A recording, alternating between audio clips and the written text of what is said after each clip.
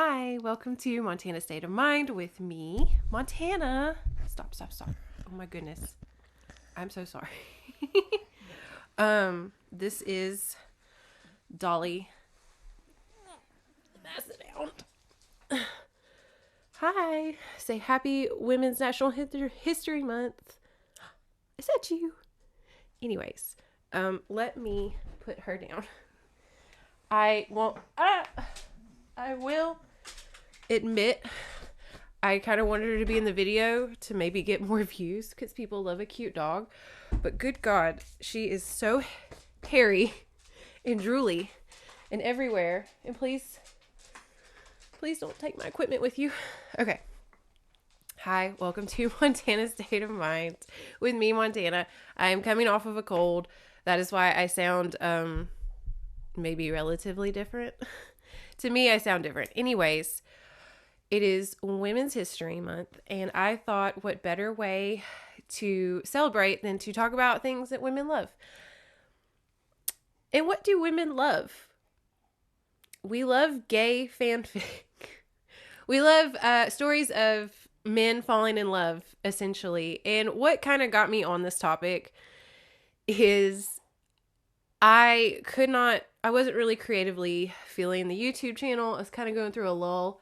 All the greats do, you know.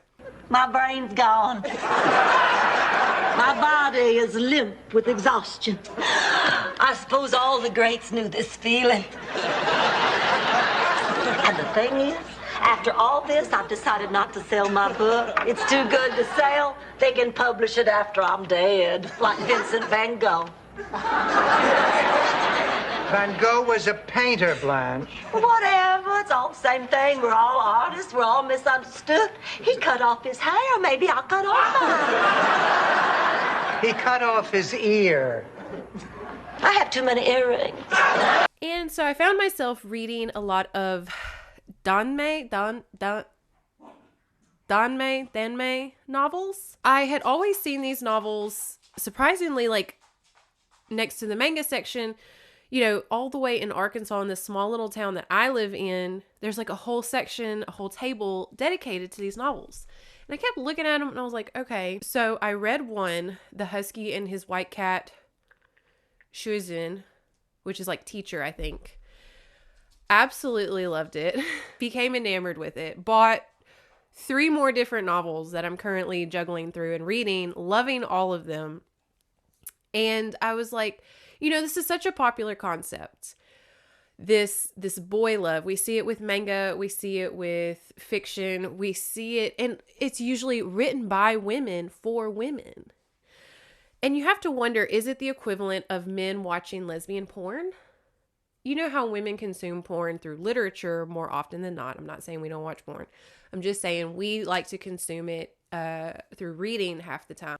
So I kind of wanted to dive into the Danmei genre because it is coming overseas in huge waves. It's really taking off, and I'm wondering if it will be to China what manga is to Japan, or K-dramas are, or graphic novels are to Korea, you know? I'm wondering if this will be their famous overseas genre that will take off with a lot of Western audiences. But also kind of like, where'd this boy love concept start? Because you'd be surprised where the first large women wanting to see 2 men get together fanfic started. It was in a very popular 1960s TV show, but you will have to stay tuned to figure out what it was. So without further ado, let's discuss. Explain our guy love, that's all it is. Guy love, he's mine, I'm his. The genre Danmei, however you want to pronounce it, literally translates into English as indulging beauty, roughly. And it is a Chinese genre of literature that focuses between 2 male characters and their romantic relationships. Danmei is surprisingly typically, not all the time, but typically created by heterosexual straight women for women. While it's very, very popular, we will later kind of get into how difficult the Chinese government is making it due to censorship laws. It is quite the forbidden fruit, if you will.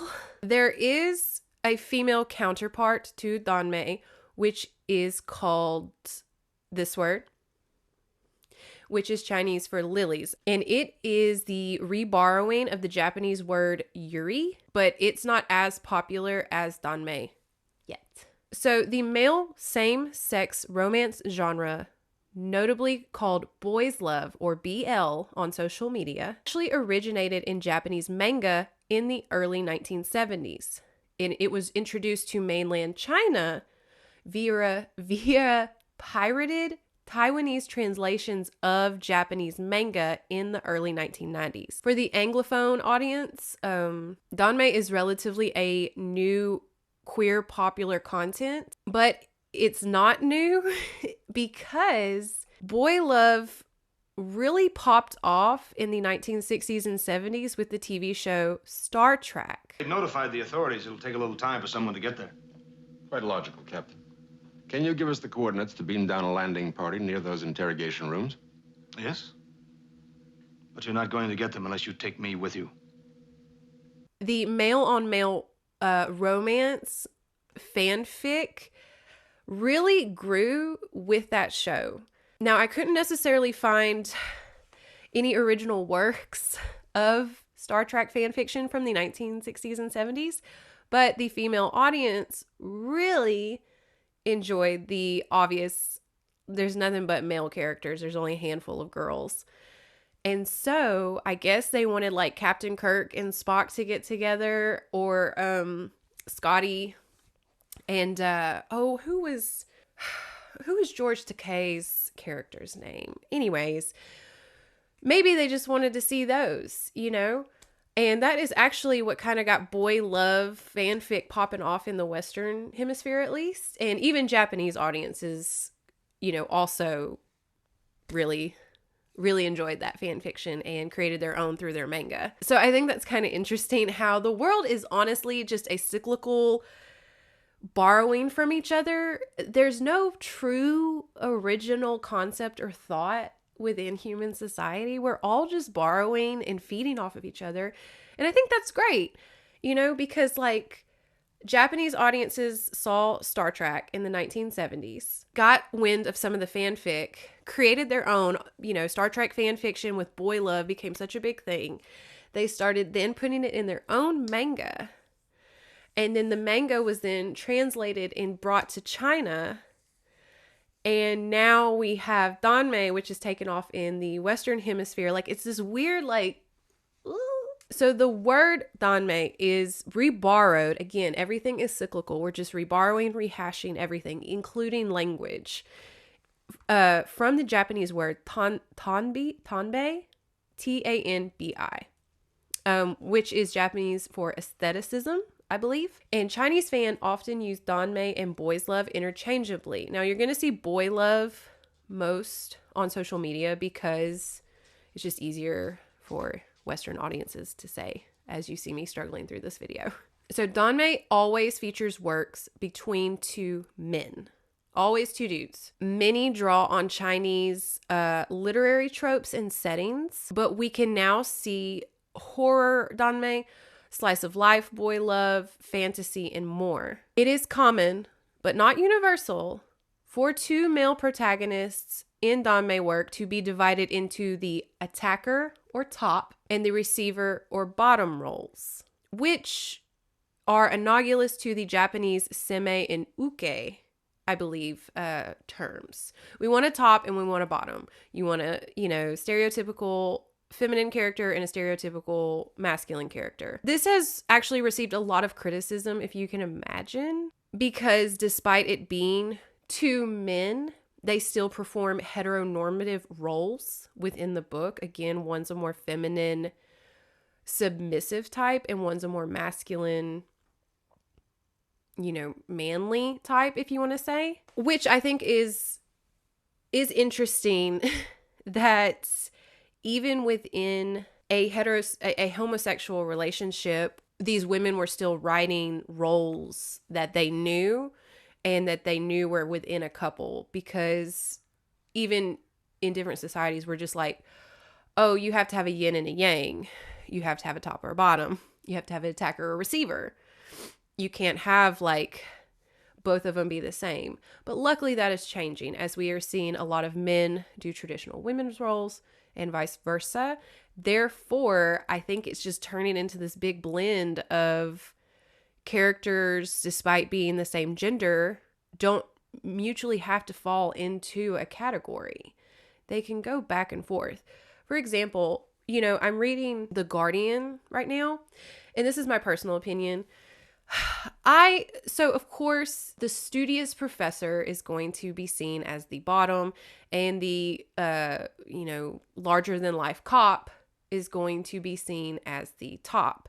However, within this novel, you peel back those outer layers and you realize that the professor is actually very strong, very clever, very fast, he has his own masculine qualities. And the brazen cop has his own emotional, more tender-hearted kind of personality traits. They do flow back and forth within their relationship and save each other, help each other in different ways. So it is more blended and balanced. And, you also see it with like the husky and his white cat. And I don't see necessarily in that relationship that it is that it's masculine, feminine. I see it more as, honestly what it is. Like you have this husky type guy and this cat type guy, and you just have one that's really quiet and stoic and one that's just very friendly and loud. Masterful.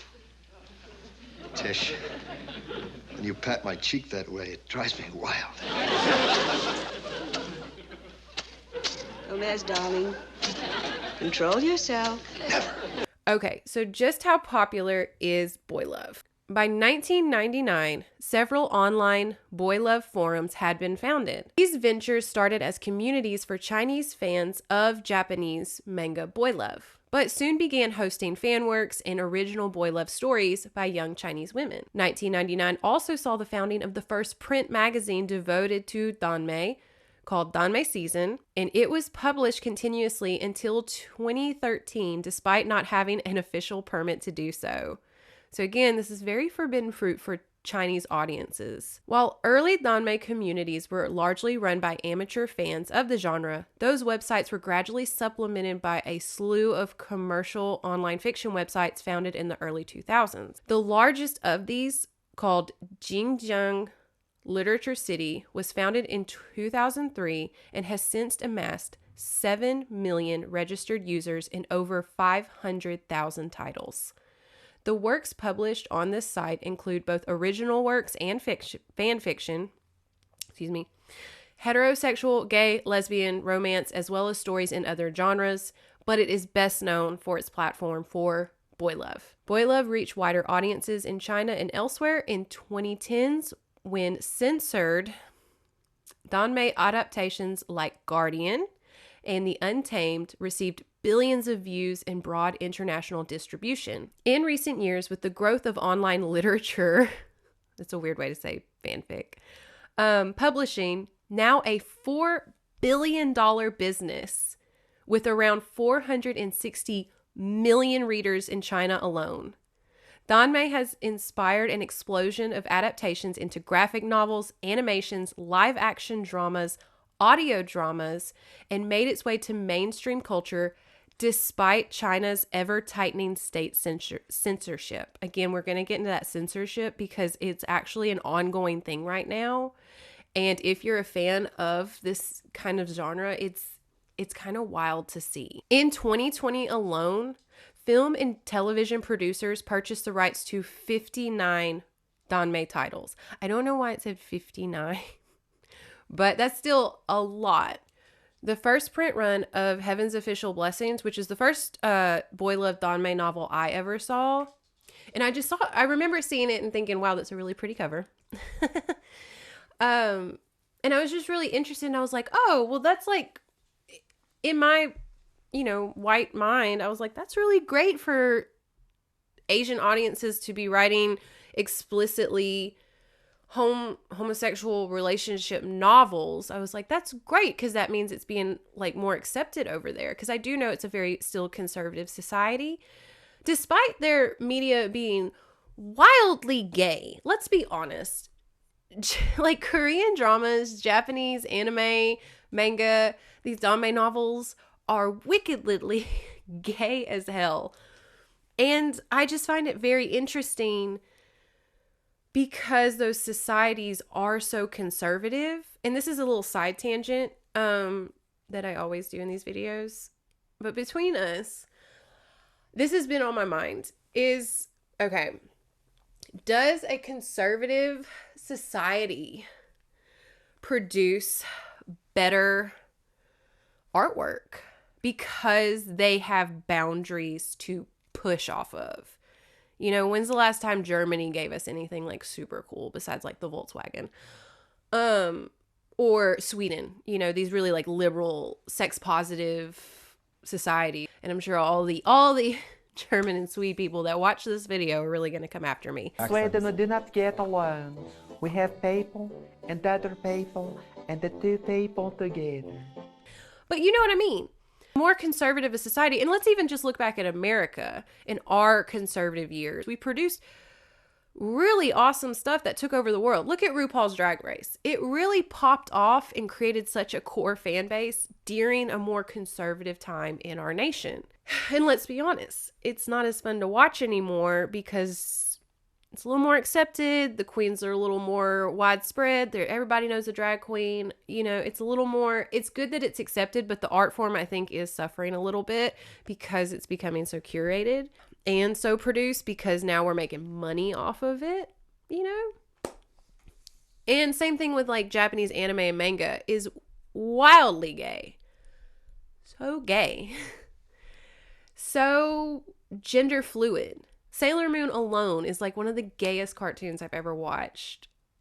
And yet, you know, if you're gay in Japan, there's a high likely chance you can't necessarily be super open about it still. I'm not saying you can't. I'm just saying from what I've observed from testimonies online is a lot of people are still having to hide from coworkers, their families, you know, all that stuff. So I do wonder, and I see this with this Danmei boy love stuff, is it's very popular. We want to see it, and yet the society over there doesn't want to see it in person. You get what I'm saying? They consume it secretly, if you will, behind screens. But out in society, the government's just like, no. And therefore, the citizens are going to say no as well. This is taking over, and anime is taking over, has been taking over, K-dramas, all these things, and they're so popular and they're curated and they're made to have these blur the line relationships and sexism, and like, look at One Piece. One Piece has so much for everybody, and that's what makes it so popular. But Oda, the creator, obviously is very creative because he has Japanese society to kind of take down as he's drawing. I don't know. That's just a thought. That's not really like a point in this video. I just wanted to say that out loud and get that discussion going maybe. I just realized I filmed half of this without my ring light on. Oh well. Is Danmei, is boy love illegal in its own country of origin? And why? Why is the Chinese government just like on the Danmei? There is a wide range of eroticism in Danmei, in boy love, from love stories that stop at the bedroom door to straight up pornography. But while it's enjoyed by its fans, the depiction of queer sex might also stand in the way of Danmei making its way to the mainstream market, sadly. You know, very much double-edged sword. In China, where all cultural products are subject to state censorship, the genre is a double offender for its presentation of same-sex relationships and its erotic content. Screen adaptations are not allowed to portray the main male characters in the same-sex romantic relationship. The rules are not as strict for audio drama adaptations, which is a relatively new market produced due to they can't show it on screen. Again, that conservative society, people like water rushing out of a broken glass will find cracks to get their expression out. The audio dramas generally cater to a less mainstream audience, but that space is tightening up as well. They're kind of attacking now the audio dramas. Oh baby, oh baby, oh baby. In web novels, erotic scenes and increasingly non-erotic scenes that suggest romantic intimacy between two men have been cut out entirely, or at least edited, when they are published in print. Even original web novels are not spared from their recent, more stricter relegation. So they're even doubling back on things that were produced before some of these rules and editing them to fit the current standards. Many platforms have been invited to quote unquote talks with the regulating authorities numerous times in the past for many, many years. Platforms were also temporarily suspended a few times and have been taken down or have locked content entirely, including some of the bigger novels such as Heaven's Official Blessing, The Scum Villain's Self-Saving System. This cold rocked my world. I am having such a hard time talking. You know, if you said mallard and you had a cold, it would sound like ballad. Danmei, on the other hand, a genre that centers on the intimate personal relationships and sexual fantasies, seems at odds with what is generally associated with China. China is, let's be honest, seen as scary to a lot of people. It's a very ancient country. And so this Danmei is very conflicting with the image that we are given of China, and even of Chinese citizens, probably conflicting of what they're supposed to represent as Chinese citizens in their art. Joyful queer sexuality is not an aspect of China that is usually thought to be relevant to the rest of the world. So we don't really see Chinese citizens getting to celebrate Pride. Or just being queer in the open. The more popular Danmei and boy love becomes in China and overseas, the stricter the Chinese government is going to make the censorship laws, because now what was before a underground culture, if you will, on the internet, is now again front and center in an Arkansas bookstore. Like, it's very popular. Amazon has it on their top 5 like books of the year. And so now the Chinese government is kind of going like, well, this is not what represents what we want China to be. So we must stop this. And in my personal opinion, I think they're kind of shooting, again, the golden goose that's laying the golden eggs. This could be huge for China. Again, this is me talking. Please do not think that, again, I'm trying to make a political statement or something, but I just think like the American capitalist in me. It's a communist country or something? I thought this is America. I'm just like, y'all are kind of shooting like a huge export. This could be y'all's manga. This could be y'all's K-drama, y'all's K-pop, especially with women readers. Women love reading. Book talk is huge with women. We're going to get into the women audience here right after this, like, spiel, if you will. It must be very frustrating for the audience and the writers in China to have something they really enjoy, that they created themselves, that is for them, made for them, by them, whatever, and it's being constantly taken away and put laws upon. The only reflection of that I could really see in America is probably with drag queens. Is it became so huge, so popular, so mainstream, and now we're trying to see these anti-drag laws pop up from more conservative parties and, politics. Honestly, as I always say to my friends and family, it is 2024 and we are still worrying about who is putting it in what. Really? Like, there's kids dying. There's people without drinking water. And y'all are worried about 2 dudes holding hands in public? We could go on, but it seems, of course, silly. But sadly, as we will kind of discuss for the future of Danmei and boy love, it's not getting a lot better. You would think that with it making so much money and becoming so popular, the laws would be more lax. That is not the case. I got these Chief Forest sparkling waters. This is white peach. from Costco. Pretty good. Pretty good. Recommend for the summer. I'm such a modern redneck mom, if you will, of, back in the day, the moms would be sitting at the pool smoking a cigarette, drinking a tab cola, and probably reading a dirty novel. And I think the modern adaptation of that is like a sparkling water, maybe one of them little Juuls or whatever you smoke. I don't smoke, but maybe one of those. And then like a raunchy little Danmei novel. Mommy's reading her literature, kids. Just go splash around and play.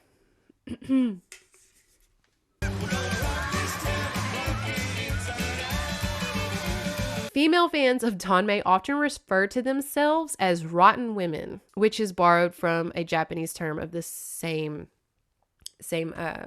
context. Now, why do we like these stories? Due to Danmei being primarily created and consumed by heterosexual women, boy love is considered to have a female perspective and a heteronormative frame. Fans of boy love cite equality between partners as a part of the appeal of the genre, especially in comparison to a heterosexual relationship. With that, I think we can kind of see, as a woman, it is easier to read about two men falling in love and going through obstacles and missions and ghost hunts and whatever and challenges, as opposed to a woman and a man, because let's be honest, when you read about a woman, you do subconsciously put yourself in her shoes and you compare yourself to her, and you also look at the way that society treats her. We put on our woman goggles, and no matter how empowering, how badass and stuff, there is that little bump of, I'll never be her. I am like her. Oh, she gets to do this. Oh, they can't do that. If I was her, I would do this. Whereas when you read about like two dudes, I'm not a dude. I'll never be a dude.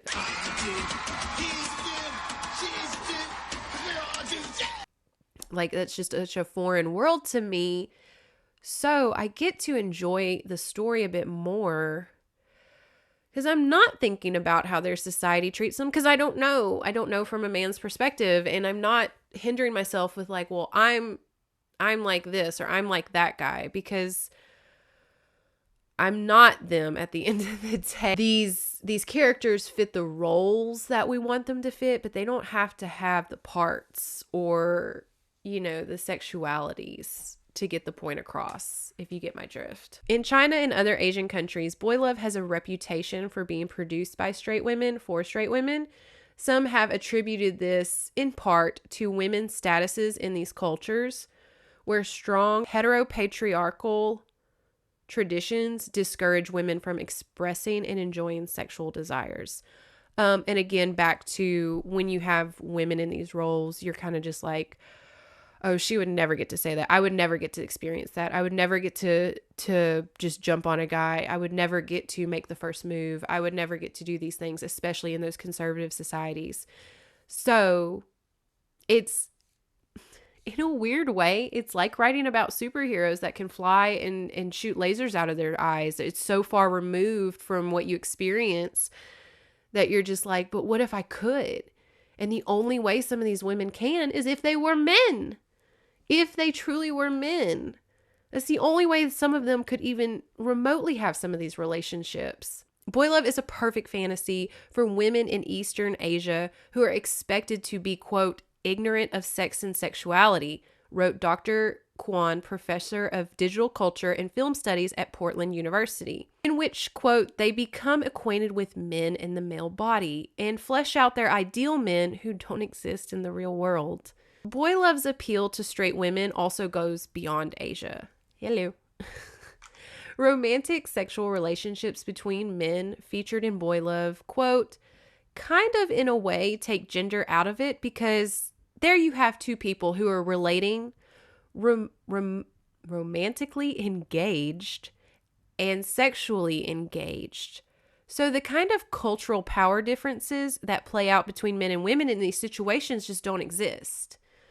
says psychological professor Anna Madrill of the University of Leeds, who enjoys boy love herself. Quote, I find that very attractive, and I think a lot of women equally find it attractive. Again, I don't have to worry about the way society treats women in this book, or this woman being in danger, being looked at as lesser than, when in boy love, everybody's on an equal plane. I feel kind of ill at ease. Like, I don't know the word for it, but I'm conscious, but it's myself that I'm conscious of. I'm not getting any of that. I feel what can only be described as admired, but not ogled. And there's no undertone of violence. Mine very much has an undertone of violence. You're not worried again about the societal roles. You're kind of given this fantasy of like, what if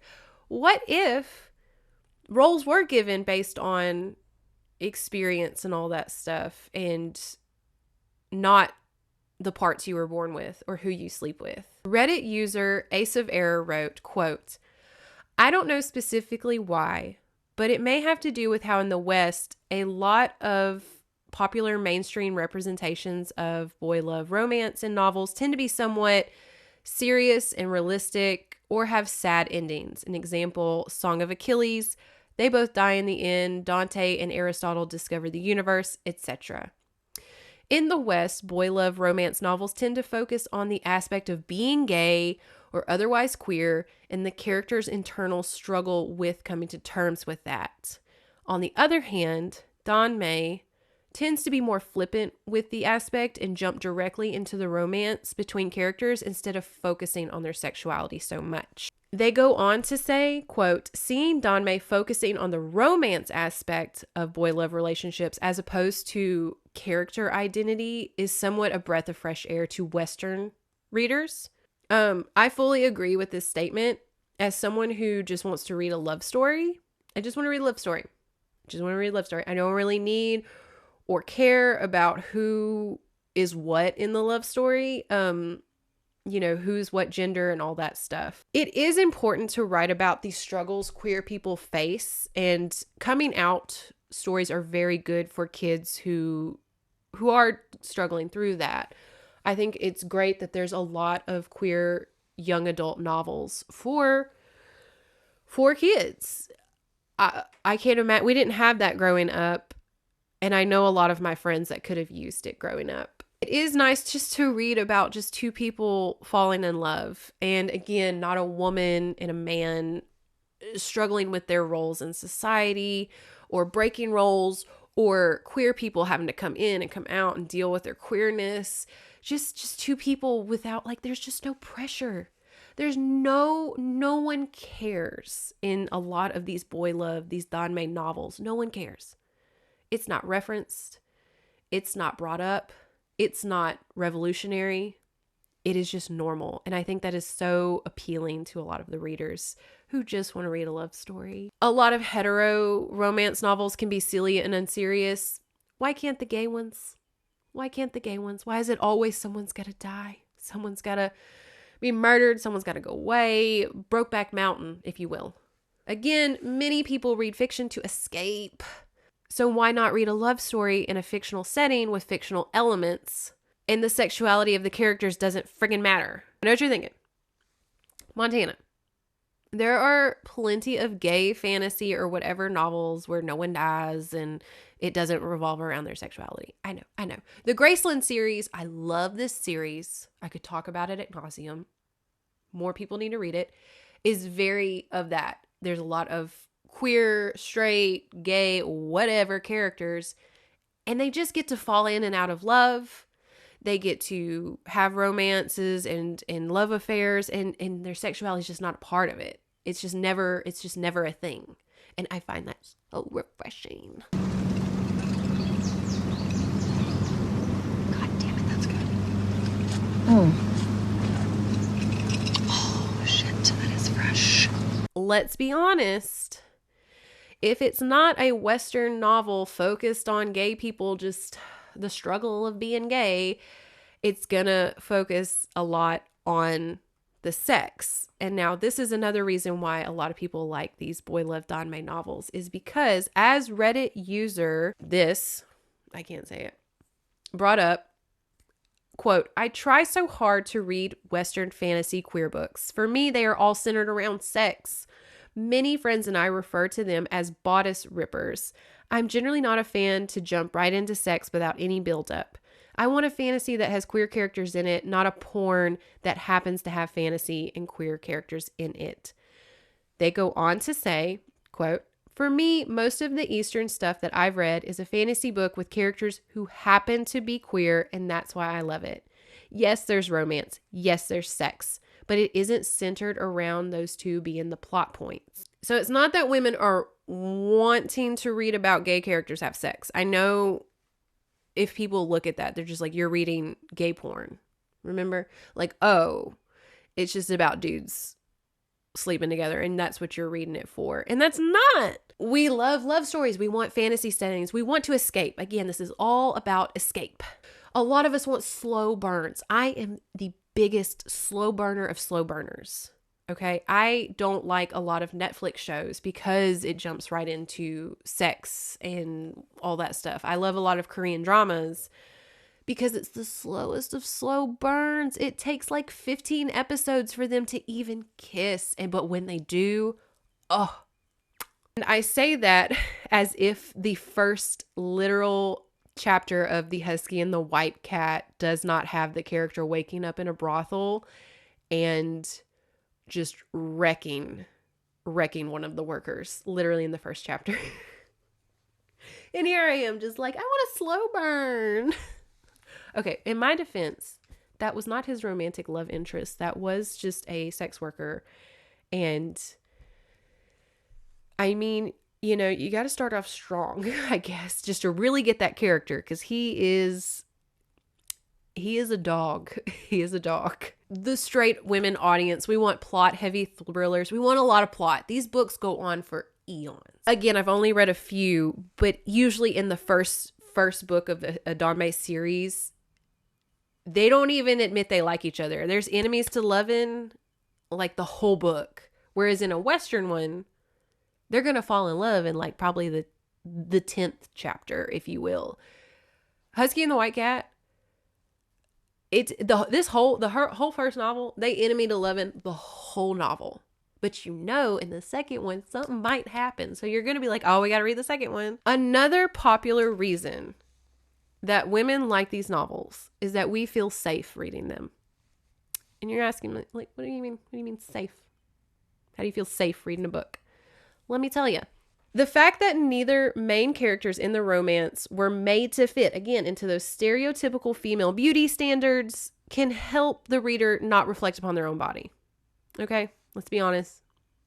Body standards for men, women, everything in between. It's rough out there. I don't know who comes up with these rules, because if you ask a person, we all have pretty general accepting, we just want a good person kind of vibes. And yet somewhere, people are coming up with these insane body standards that no one adheres. Like, no one wants. You ask men, what do y'all like? And they're like, I just want a nice woman, you know, who gets along. And, you know, every guy I know just likes boobs. Like, they don't really care what size they are if one's bigger than the other. And yet here we are thinking that we have to have this perfect rack, you know? And same with girls. Guys think that they have to have these like 6-packs all the time and be these macho men, but so many women love Jack Black, myself included, and Adam Driver, and Pedro Pascal, and just these guys that Hollywood's just like, him? And we're like, yes. And I was like, wait a second, this isn't really gonna happen. Kate Winslet's not gonna do a movie with me. She's gonna go from Leonardo DiCap to Jackety McBlackety? And yes, she was. Anyways, so when you read about a gender you are not, you don't have to worry about the body, you know? And I wonder if that's why straight men like lesbian porn, because there's not a guy they have to compare themselves to subconsciously. Men, comment below. Tell me why you like lesbian porn. Is that why? It's because then you can just watch 2 hot chicks instead of a dude and compare yourself to the guy? I don't know. Another topic for another day, maybe. How many romance novels do we read as women? And the female character is very pick-me. you know, she's always just a itty bitty baby. Oh, she's so tiny. She's just the tiniest little baby. And she has the biggest eyes. And she's just got this most unruly hair. And here I am, 5'9", like 180 something pounds. And I'm just like, couldn't be me. Could never be me. There's never like a Amazon outside of Wonder Woman. But there's never like a romance novel where the girl's just like towering over everybody as I do daily. There's no romance novels where it's death by snoo-snoo, you know? Computer sentences them to death by snoo-snoo. Yeah! What are you, gay? But again, because neither characters have female body parts, the female readers don't have to compare and feel objectified as we do every day. It's bad to be too girly, but then it's bad to be too masculine, but then you want to be masculine to overcome society standards that women are weak, but then there's power in femininity, and why is it bad? Like, it's exhausting. It's exhausting, and we want to remove ourselves from it, and that's why I think a lot of us read about dudes. Very much America Ferrera's amazing speech in Barbie. If you haven't listened to it, just go listen to it, because it's truly that concept. You know, we just it's too much. It's too much, even in our fantasy literature. If you choose to project yourself onto one of the characters, there's a weird degree of safety as a biological woman. The standards and experiences the characters go through don't feel internally off-putting to the reader, as she can never experience these things in the first place. Reddit user Akrokos also had a very great statement that says, quote, "There's another aspect of how both sexes tend to be written. The male characters tend to have everything: pasts, goals, friendships, dreams, and set personalities, while in hetero works, girls are typically seen as hot and kind. Their personalities largely go unexplored, and their only goal the audience is given is their goal to either survive a magical thing that is killing them, or getting with and supporting the male love interest." Cecilia, a 30-something American fan of Grandmaster Demonic Cultivation, was quoted as saying, "I like the romance, but I think that's what makes Grandmaster of Demonic Cultivation in particular really fascinating, is it has everything. It has political drama, it has romance, it has a family, which I find really interesting. This is due in part to their origins as web novels serialized on literature websites, where authors are financially incentivized, like Charles Dickens back in the day, to write longer stories with a long arc featuring complex interwoven storylines and many twists and turns to keep the readers paying for chapters." Again, they're being paid to write a lot. Therefore, a lot of slow burns, a lot of plot lines. It's a very slow story.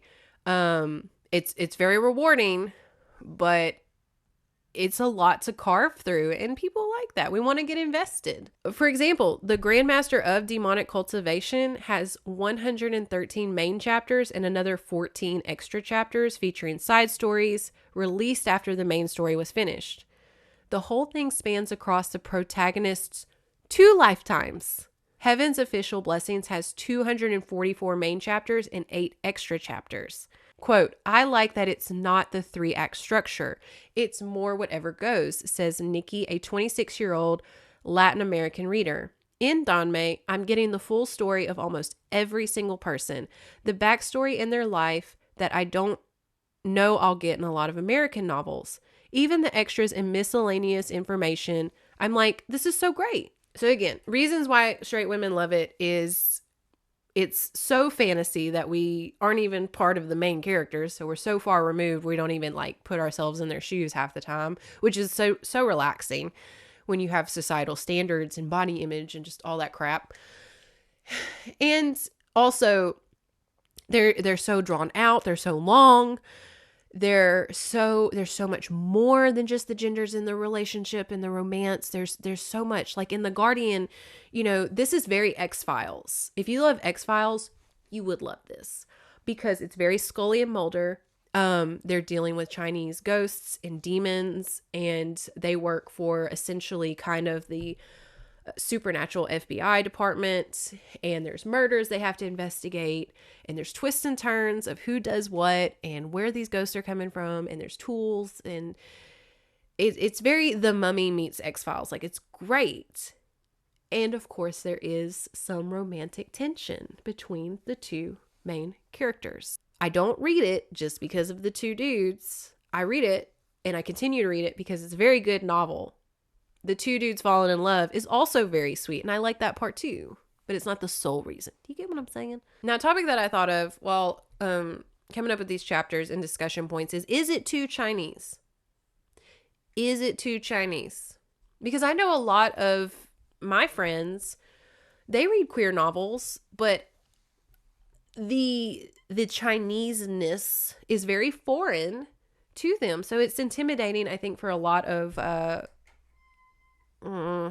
cat. Hold on. This is my cat Tulip. Say hi. Are you being annoying? Or am I being annoying? Am I ruining your nap time? I'm very sorry.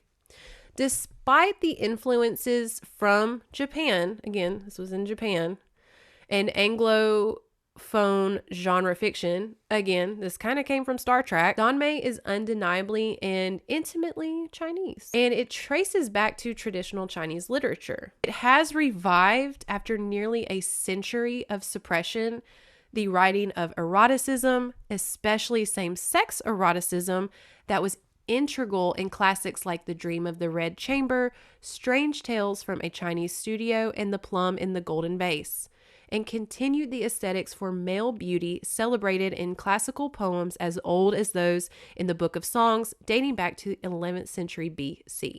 China, if you can imagine, much like the world, has always been a little gay and has a lot of very historical gay works. And Danmei has kind of revamped it and brought back a lot of that history. Perhaps the biggest barrier to the genre making it big in the Anglophone world is the mainstream culture's unwillingness to engage the Chinese on an intimate, personal level and its culture on its own terms, because let's be honest, we still see China as, quote, the other. China is a very tough culture in this political climate to get to know. To appreciate and understand. It is very complex because, much like America and other countries, what its government does is not always a reflection of what its citizens' views. However, luckily, this does not mean that the genre won't grow. Danmei is still a very young genre with about 30 years of history. Some of the most popular works were written by authors in their literal 20s. MXTX, a writer, is only 36 and completed Grandmaster of Demonic Cultivation at 29. Priest is 34 and completed Faraway Wanderers at 22. More quality media adaptations accessible to transnational audiences will continue to help popularize the genre.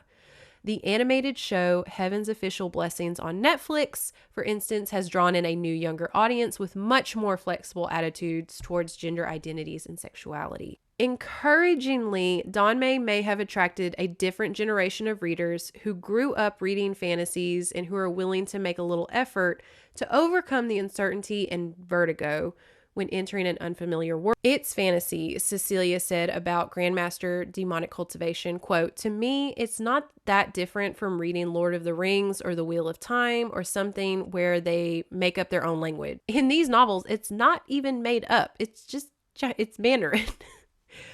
They're actually terminologies, like it's an actual language. The Chinese tropes are more established. In theory, it should be easier than learning Elfish or something. Despite the differences in audiences across the culture, queer eroticism is the one defining element in the genre that attracts its core fans, no matter if they speak Mandarin or English or anything else.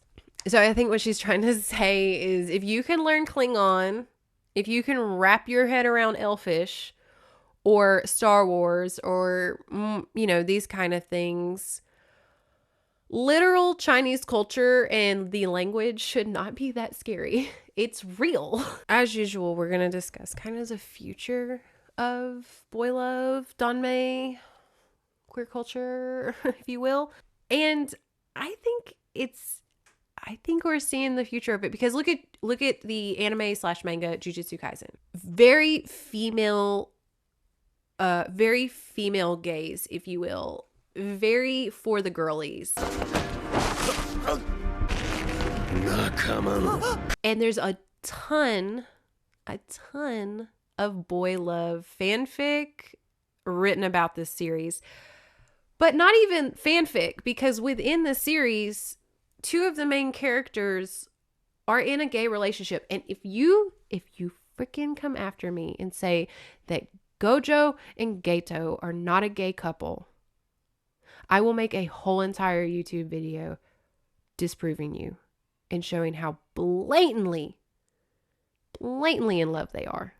But anyways, we see a lot of fanfic between a lot of the other male characters because there's honestly only like a handful of the girl characters and they get like a shred of the screen time. It is a anime after all. So we're working with what we got, but a lot of people want to see the guys together, and it just comes back to like, why do all these girls, why do y'all keep making it gay? Why do we keep making it gay? And as we said before, it just adds to the fantasy of it. It just removes the pressures of us and adds to the fantasy. And we just want to see them in a relationship. And it's kind of like, it reminds me of One Piece fanfic. The Sanji and Zoro characters, the fans that push that and just want it to happen so bad. It never will. But want it to happen so bad. It is wild. It is one of the most popular fanfics of One Piece. And again, it is from their pretty much straight or, whatever female fans, just seeing two hot characters just being like, but what if they kissed? So I asked on Reddit, which is always a gamble. And so I had to ask the audience, what do y'all think the future of Danmei looks like? And a lot of it was they want more rights for the authors. They fear for China's censorship because we are seeing them crack down heavily on it. With its growing popularity, again, imagine that this boy love Danmei stuff is,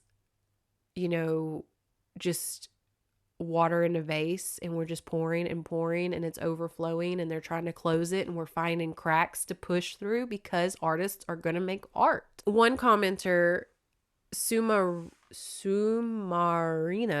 said that it is a double-edged sword. The more popular Danmei becomes, the harder the crackdown of censorship will be due to CCP wanting to curate and control what the country is known and regarded for. How does one mitigate and retaliate against censorship? Supporting our authors and translators is paramount because this is an uphill battle. And what these comments kind of showed me is, I'm new to this, but they were telling me that it's getting to the point that even simple acts such as hugging and kissing are being censored. Content Reach 3336, quote, I'm a fan of TGCF, and in the newly revised version, the author had to streamline and cut out such acts of kissing and hugging so it could even pass the censorship laws. A lot of people commented how excited they were that other countries are getting to kind of make their own Danmei novels, such as Japan, Thailand, and Taiwan. Which I think really sucks for the Chinese authors, but what you gonna do? Suma Arena also had a really great statement that says, quote, love in its infinite portrayals deserves to be heard and read. Danmei offers the world some of the most touching, paradoxical, critical, against the system love that there can be. Let it continue and let it thrive. And I think that is a great way to kind of sum up how we all kind of feel about not only boy love and Danmei, but just in queer, sexual, not even queer, just sexuality and sexual things regardless, because it is such a pendulum of, I feel like the Western culture promotes sex so hardcore that it's very off-putting and kind of scary, like Euphoria and all of that stuff. It is very scary to see women just constantly in the male gaze, and they're being said like, no, this is her being sexually liberated, guys. Sydney Sweeney's like in control, and it's like, I don't think she is, and I think this is degradation porn. And then you have other cultures that are more conservative, and even then the women can't express themselves sexually. It's just like we are so damned if we do, damned if we don't in so many cultures. And, you know, same with queer sexuality of like it's too queer, but it's not queer enough. And then what if you're just a little queer? It's just crazy. It is crazy. But in my lifetime, I have seen Sailor Moon go from having cousins on the show in, you know, American audiences. They had to censor Sailor Neptune and Sailor Uranus's relationship to cousins. To now, like, there's tons of kids shows with asexual, homosexual, heterosexual characters. So that was just in my little old lifetime. So I do think positive and know that we are overcoming a lot. And I just want to support those Chinese authors and translators and keep consuming Danmei because I love it and I want their government to understand how much we love it. And please don't censor it anymore. Please don't turn these into bromances. If these are turned into bromances, I will riot. Anyways, thank you for watching. And as always, please like and subscribe, comment below. And yeah, I will see y'all in the future, and happy Women's History Month.